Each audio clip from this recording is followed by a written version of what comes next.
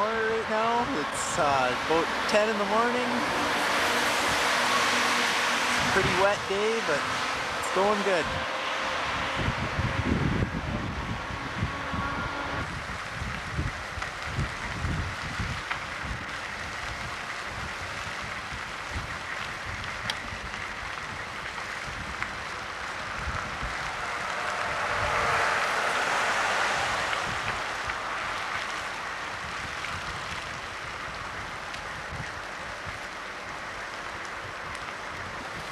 Oh, we're getting close to Kenora.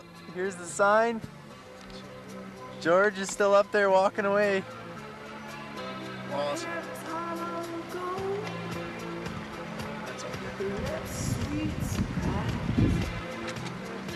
Green light, everyone. Hit the button.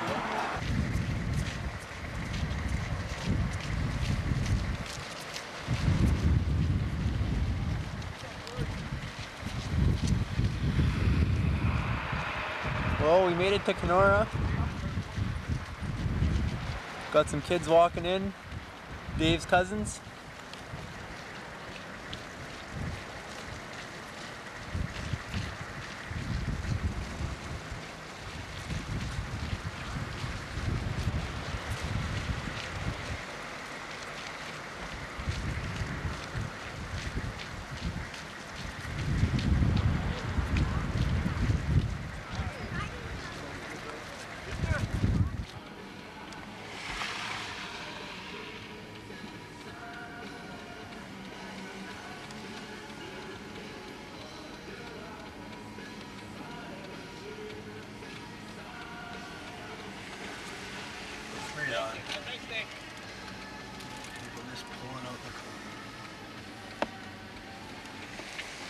Say hi, Trav. Hey, how's it going?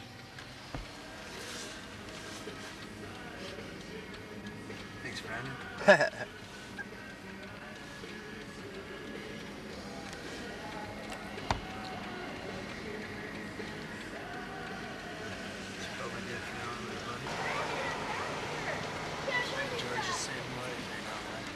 Yeah. That's crazy, eh? Can't believe I'm a part of something like this. It's pretty good. It's awesome.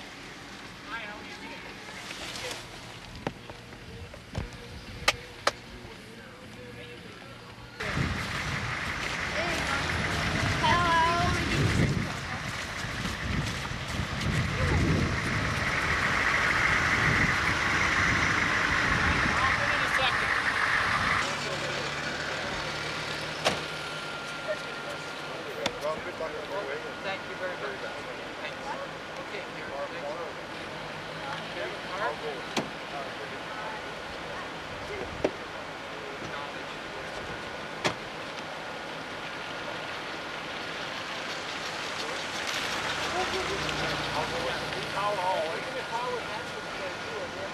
Okay, yeah.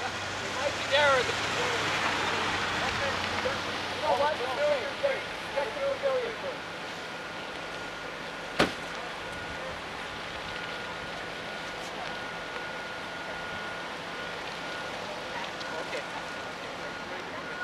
Thank you. How you doing?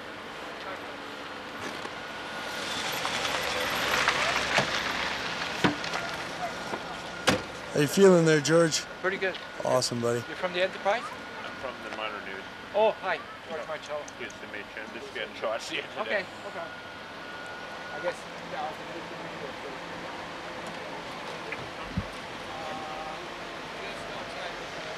Pretty cool.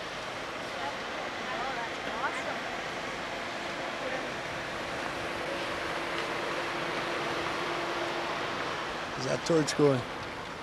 No view of the torch right now. That's a smash that was dying. What league you guys playing? Novice. Novice? Next year they'll be in PD, I'll be in Adam. So what position do you play there? Defense, goalie, forward. Defense, goalie, forward. Got her covered, eh? Forward. Forward? Right on. Defense. I played defense. I was a defensive player too. Say hi, Brandon. Hello. Awesome. What's going on over there? He's getting his pictures taken. Damn, We should- this thing is dead. See, it's dying out again. Is it? Alright, you know what?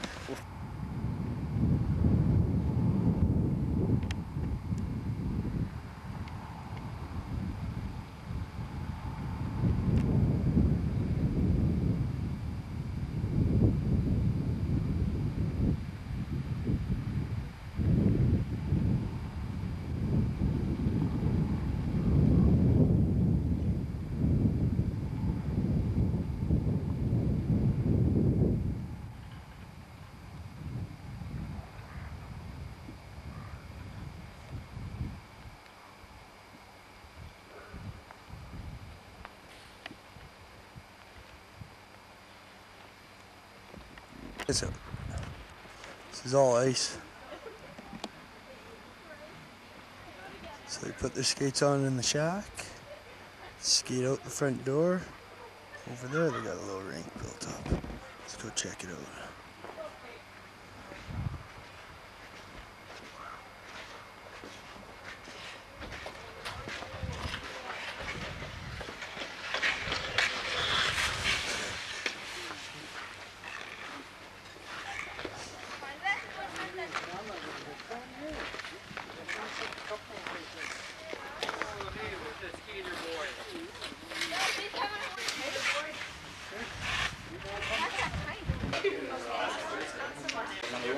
What would number 2 be? So we're gonna get the kids to pass it to you. Okay, guys. How you doing? Now, this Olympic torch was donated to us. We're partners with the Canadian Olympic Association. And in Toronto, when we had our kickoff on June 20th, Mayor Mel Lastman ceremoniously lit the torch, and then he massaged my feet afterwards. I don't know if that's a Jewish thing. So anyway, Howard volunteered to It do might be that. it might be a Mel Lastman thing. it might be a Mel Lastman. Okay, we'll leave it with Mayor Lastman then. So anyways, we passed it on to 122 mayors and politicians in each town and city that we've gone through so far. And this is our last stop in Ontario. So it's kind of, it's going to be emotional for me leaving Ontario. So this will be our final torch passing. So if you guys may. Here you go. We promise not to drop it, okay? Sure, Right nice on. feet though. Yeah. Congratulations. Yeah. Thanks, guys. New this Yeah. one. There you go. And these guys walked the whole 5 kilometers with me, Hey. by the way. Yeah. Get Okay. tired after this. Are you in for the next couple thousand? Okay, I think we could snuff the torch. Winter Wonderland. And of course they can skate right into here. This used to be closed. This is a kind of summer tourist thing. And now open with winter. And kids come down with family, they come and skate anytime they want. Come in here and get hot chocolate and coffee. Well, Hot cider. this certainly add to the beauty around me too. I mean, I just stay around here too. I'm going to be staying here for a week. So I'm going to try and we're going to try and get that arranged. Hey, Travis? For sure. Should be here for the Can-Am races on Saturday and Sunday. Can-Am races. Yeah, snowmobile Do races. you know about these Can-Am races? I had no idea, but I'm glad we're here. I think you're excited. You got 2 car bucks over here. Is that right? Saturday and Sunday, it's snowmobile racing over at the rec center. Oh, we'll most definitely be there. The contestants to sign cards before they race. Yeah. Yeah, There's an idea. there is an idea. They'd be pretty well pulverized over time. Something that Yeah, yeah, you never So you're here for a week? We're here, we're leaving Monday, right? Monday? Yep. Yeah, we're leaving Monday. So we're going to try and, we got to do some activities. Good. We're going to get around King.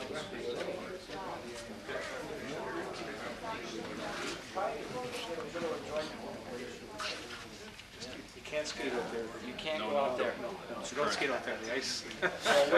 So we can't bring the Hummer out there. Oh, well, no. You gotta keep that thing off the ice at all times. There's lots of bush roads up north you never have fun with the Hummer. Correction, this is not the last city in Ontario. This is the first city in Ontario. Oh, sorry. Well put. Welcome you. We're doing everything we can to host you in Kenora for the week that you're here. And you will be meeting as many organizations as possible. My role on behalf of the city is to try and find the groups that are going to have speaking engagement for you and all the contacts. So the first list you've got to the first 10. Now there's 25 more to come yet. So you'll be kept very busy all week in Kenora. There are other things happening in Kenora that we're not so much working against, but you're working with. We have the Alzheimer's Society is working this week, and of course we have another fund which is the Crow that I mentioned to you. However, these are all good causes, and certainly we're going to do everything we can to support your endeavors and that of the other two projects. Officially, we're very welcome to have you here in Kenora. Do what we can to help you. Thank you. Thank you. The step-by-step program, incidentally, is the press people have their kits. Fax it out to them. If you haven't, we'll have a kit for you here to give you more information about Mr. Marcello personally and the program and what the mission statement is and the objectives of the program. So you haven't got your kit, we'll get one for you before you leave yet. Are there any questions of Mr. Marcello from the public or the media? Can we just do a scrum with him right there? Or? You can do it right here. If he'd like to sit down for a while because he's been standing for a long time. Well, that's okay. Okay. Now, there's that. There's also, I thought that already happened, though, okay? I apologize. Your worship. A few words from you to have the city. Well, George, first off, I forget, but welcome to Kenora, the first city in the province of Ontario. And we look forward to having you here a week. And I just mentioned to George that there's some racing on, and I think part of his team is pretty happy about that this weekend coming up, so they'll be able to enjoy it. And I'm sure with Buck looking after you, you won't get bored. And not by any means the imagination. Buck is our special events coordinator and is always coming up with more schemes than we can afford. So we got to keep a grip on it. But we're really happy to have you here and hope you enjoy your stay and want to acknowledge and recognize the work you're doing. I read some of the literature there. It's fantastic. I understand it was endorsed by the Premier and quite happy that somebody's recognizing. And it seems today that you have to do kind of dramatic things to recognize needs. And we appreciate that here, and I'm sure right across the country everybody's going to appreciate it. And I'm sure there's a lot of people that are going to get organs now because of your walk that probably wouldn't have done without the recognition of the need. And being through it yourself, you know how sacred life is after being through it. So we really appreciate what you've done. Thank you. And good luck on the rest of your trip. Thank you very much. George, I just wanted to say thank you as well. George was in Thunder Bay earlier a couple of weeks ago. He then went to Atikokan, then he went to Fort Francis, then he went to Dryden, Vermilion Bay, and now here. So he's discovering that the best part of Ontario, the biggest part of Ontario, is our part of Ontario. And he's indicated he's really quite enjoyed this. I just want to echo Mayor Canfield. Many people across Ontario and across Canada are not aware of the urgent situation with respect to organ donation and organ replacement. And it's work such as yours that is helping to create that awareness. And it is important to create that awareness in local communities. It's one thing to do a press release in Toronto or a press release in Winnipeg or a press release in Vancouver, but a lot of this information has to get out to local communities. And the kind of work that you're doing helps to establish that. And while I know he's lost about 5 pounds in the last week or so, and I know it's been cold out there on the highway a few times. I think I can speak for all kinds of people. Your effort is worthwhile, and we want to recognize you for that. Thank you, Howard. Also like to, on behalf of George and his gentleman that's traveling with him, the Hummer driver. The Hummer driver. Yeah. We have 2 of them. You have 2 of them. Yeah, we have Dave, say your last name. Minier. And we have Travis Martin. Travis Martin. Yeah, and that's Brandon over here. Hi. And Brandon is a recent high school graduate. We drafted 2 high school graduates from Fort Francis High recently, and they're going to come on for the whole year. they're staying on for the whole year. I actually lost my crew in Thunder Bay, as I was telling Mr. Hampton, and we reconstructed the crew. I think the spirit that Terry Fox left us was not to give up, you know, and that's what we're doing, not giving up. So I'm very glad to have these guys on board. They're very suitable for the job, and with their optimism and determination and youth, we're going to get a good job done. That'll lead to the success of this, the awareness for the organ transplant. Those people who are not too sure about this, who's this guy Marcello? Well, maybe some people don't have a press kit. George Marcello received a liver transplant. And it was his personal objective to carry this message, as you heard from Mayors Canfield and our MPP, Mr. Hampton. There's a message here that has to be carried far greater than just these smaller communities. And it's taken a little time, but he's a man that he's going to persevere with time to make sure the message is out. And he's gaining support wherever he's going to get this message. So the awareness is certainly the way to go, and we certainly behind you.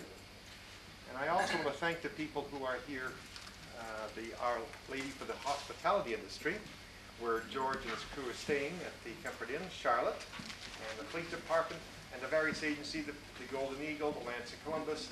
I might miss some, but there's other people who were invited to come here to help support George in his efforts now. And this, the organ transplant, to help support George in his efforts now. And this, the organ transplant step-by-step program. And to the media, also to thank you for coming out this afternoon. And he's all yours now. Any questions yet? Yeah. Outside of driver's licenses, where can you put your thing in for donors? Okay, first of all, I know is driver's license. yeah, Where else can you? Here's one of the problems that you know we've faced in the last 20 years. It's no longer on your driver's license. It's on your health card. It was on your health card in April of 2000.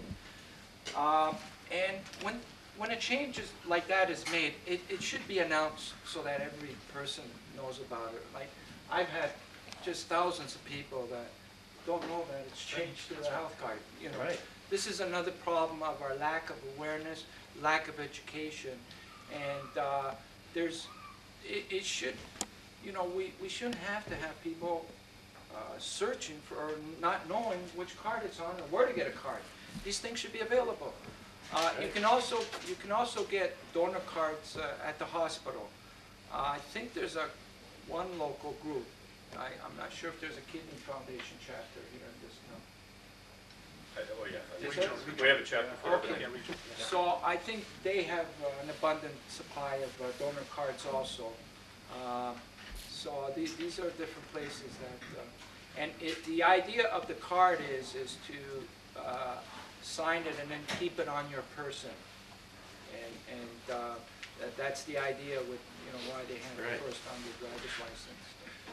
While he's on that question, because this is something that we've been really trying to, and passionately trying to address, we're still holding on to a very prehistoric system in our country, and that is the one that we have to depend on the family to make the final decision. Now,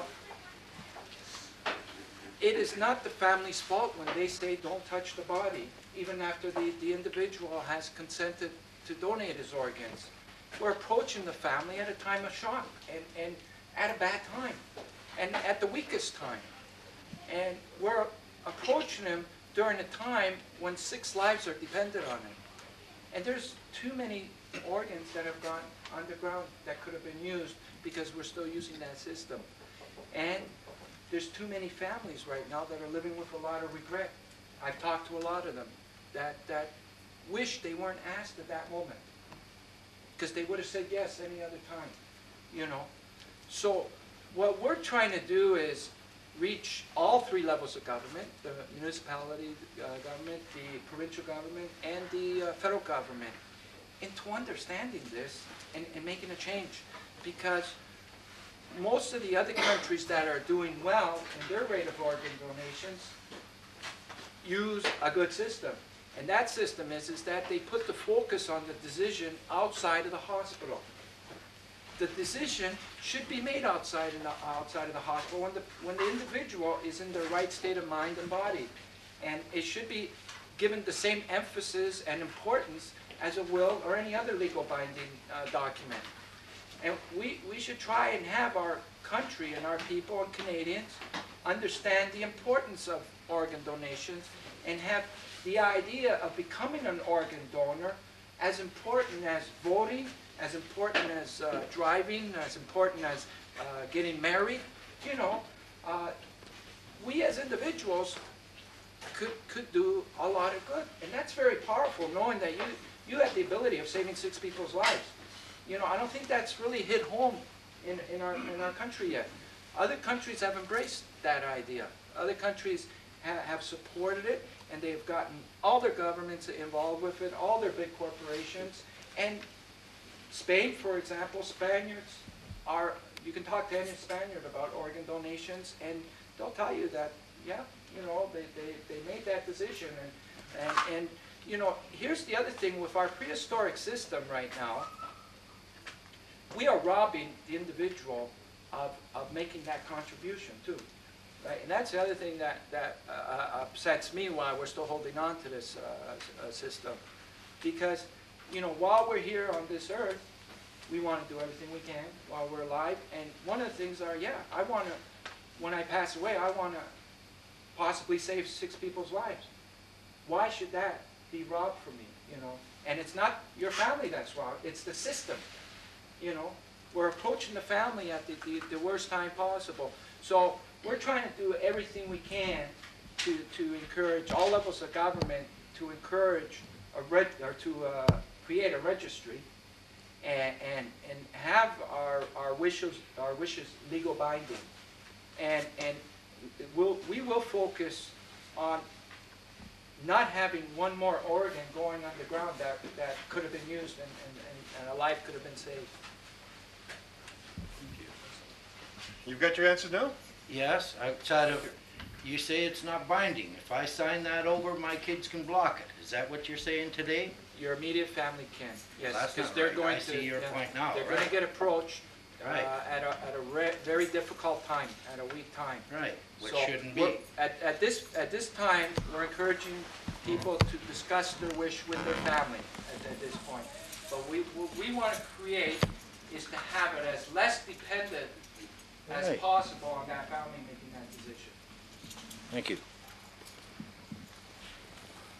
Are there any further questions?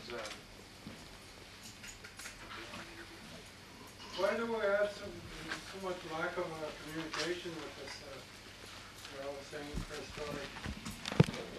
Well, once again, you know, we have small organizations that are doing their part, but it's always focused on the converted. We haven't gone outside of the hospitals. We haven't gone, you know, into with celebrities to get involved with this, you know, and we need to. You know, we need to bring this, and you know, we do need our government to take a real stand here. They can't ignore this any longer. You know, our life has got to be the most important thing.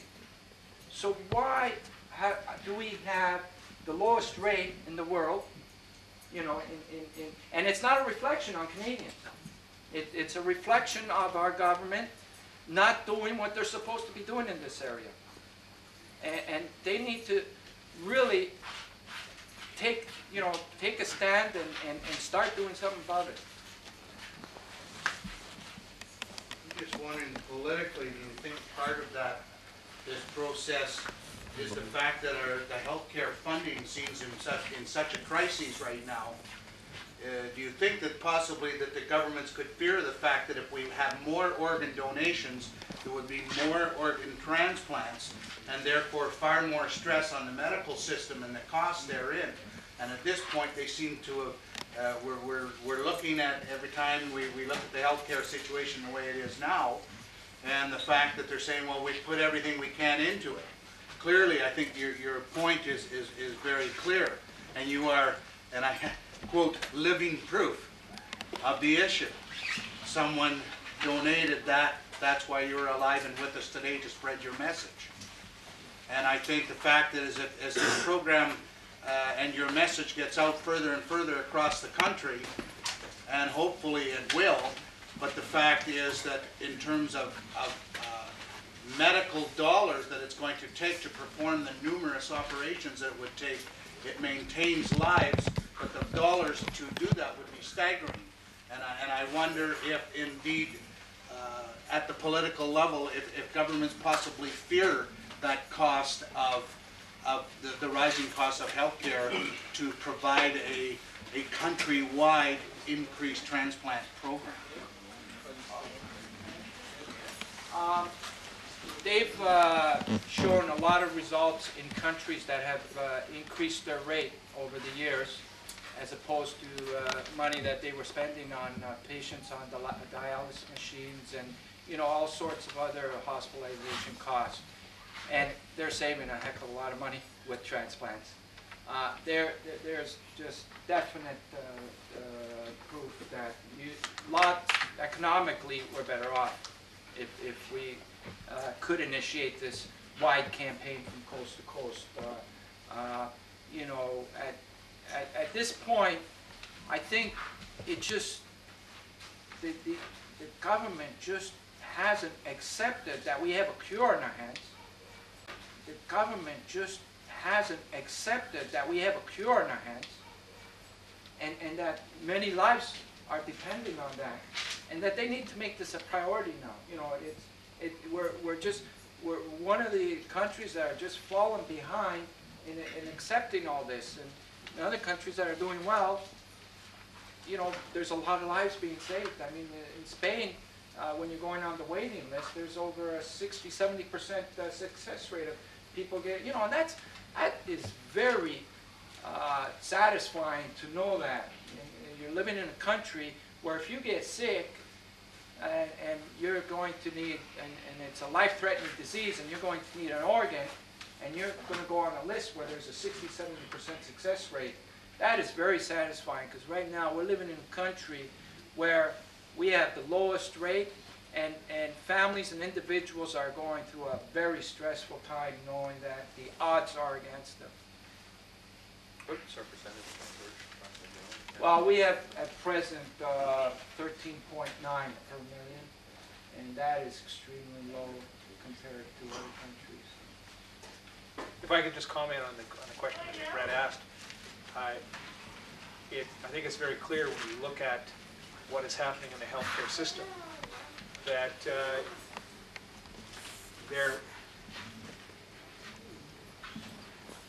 there's a lack of direction as to what is to be the priority. And so you see situations, decisions which are being made which are chaotic. So if I may use a local example, downloading ambulances onto municipalities makes no sense, because it's going to cost municipalities more money to run the ambulance system than it would cost the province. Even the auditor says that. Wiping out nursing education programs in Kenora and Fort Francis and elsewhere in Ontario 3 years ago, and then discovering that you've got a nursing shortage, and then you have to reinstitute those nursing programs again. There's all kinds of chaotic decision-making being made, which when you look at it in the broader picture doesn't make any sense. And I think that the issue that George is addressing is one of those things that is falling by the wayside because of that chaotic decision-making. We've also got two councillors here, George. I think we've had them, Ted Esty and Ron Lunny. Right. Maybe you guys want to say something? No, except, sorry, Ted, you go first? Good to see you. He's still waiting for an arm. Yeah. You find one of your trousers. Please. I'll be on the No, one of the other things I've noticed, like in a small hospital like we have here, there doesn't seem to be the ability to take these transplants, and that's one of the problems we face in the north. I know from personal experience, if somebody's passed away and you've offered their organs for donation, you just don't have the the capacity to take them. That's one of the problems we face, and that's another one we have to deal with. just to add on that, I've been addressing all the hospitals along the way too, and they all telling me the same thing, and so are people that I'm talking to. Some people are very discouraged into even signing their donor card, knowing that maybe their organ may not arrive in time because we don't have the equipment up here. And that's, you know, that's the truth. There isn't proper retrieval and harvesting areas around these areas, you know, and I mean that's another area that has to get addressed. It has to get addressed, you know. I mean, it just, there's been studies and so many things done in this area, and you don't have to learn to do it. It's very simple. You know, do a massive education and awareness campaign, and get the equipment and the stuff you need to accommodate the overload. You know, it really comes down to as simple as that. So I know that you know, I talk as regularly as I can to the Premier, and I know Mr. Hampton does that too, because I watch the parliamentary channels. A little different tone. I might talk at him in a different tone. But I'm really stressing to him the importance of he's got what is it, 46 million or something going to the organization. I'm really stressing the importance that we use the money up here in Northern Ontario to you know, put those things in place. George, what would be the procedure if the clubs or individuals would like to help you in regards to money and that for donations for your cause? I like that question. We're in really desperate need of funds. We're not supported or funded by any big corporations. We rely solely on the community that we're in to get us to the next community. So I have, you know, 3 crew members that are really believing in what's going on here and you know, what we can accomplish. So if I didn't have that, it would be dead, because we're pretty well broke in the bank, and maybe that's the way it had to be. Like, I think it's given us more of a chance to get around to the community to do more fundraising. But right now we need as much funds as we can and it would take a bit of the load off of us if we had a public relations team back at home to do our scheduling. We have to do that on the road right now, you know, among a million other things. So yes, we need funds. Would a check be made out to you personally, or step by step? Oregon Transplant Association. We can provide you with a card. Okay, good. That's fine. Ron? Yes, after all said and done, I'd like to say that I greatly admire anybody that does what you're doing. It takes a lot of courage and a lot of selflessness. And I really admire you right from when Jerry Fox went through it. I think it's fantastic, guys. I was just going to add a little bit of insanity too. There is one more function that Mayor Dave can present. You're in the Thistle Pavilion, and Mayor Dave is going to give George Marcello his Thistle cap. This is, I don't know if you knew, George, I'm sure Buckfield, you know already, this is the smallest community in North America ever to win the Stanley Cup. Oh, really? Actually, the plaque is outside. You guys know that? I knew that. Yeah. Oh, okay. We tried to save the punchline till the end, but Ron Baker certainly did it very, very aptly. We are looking for support from all the community groups during the week that George will be here with his crew. They make a lot of calls, and they're prepared to come to speaking engagements, so whatever your club meets this week. They'll be making an appearance at the snowcross races, but any other agency that you know, you can pass word on that George is in town, and if you want to speak to your group, they also need some financial assistance. Do what you can.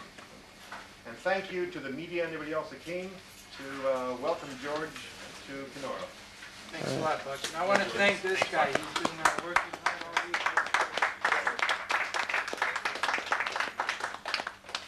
Here we come.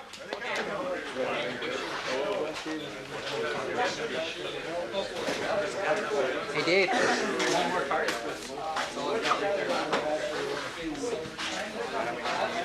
Did you need some more? Yeah, I need some more. That's all I've got. Out in the We're invited to a couple of reservations in the area. Why did I have any doubt? We're also going to try and do the service group tonight. I know I'm doing the Rotary. I think it's It was only his idea. Your call and words that he crap. Am I forgetting something here? nicely attired. But I left with a pretty good feeling. So I need to, so I. Okay, no problem. Thank you for coming out. My sister. He's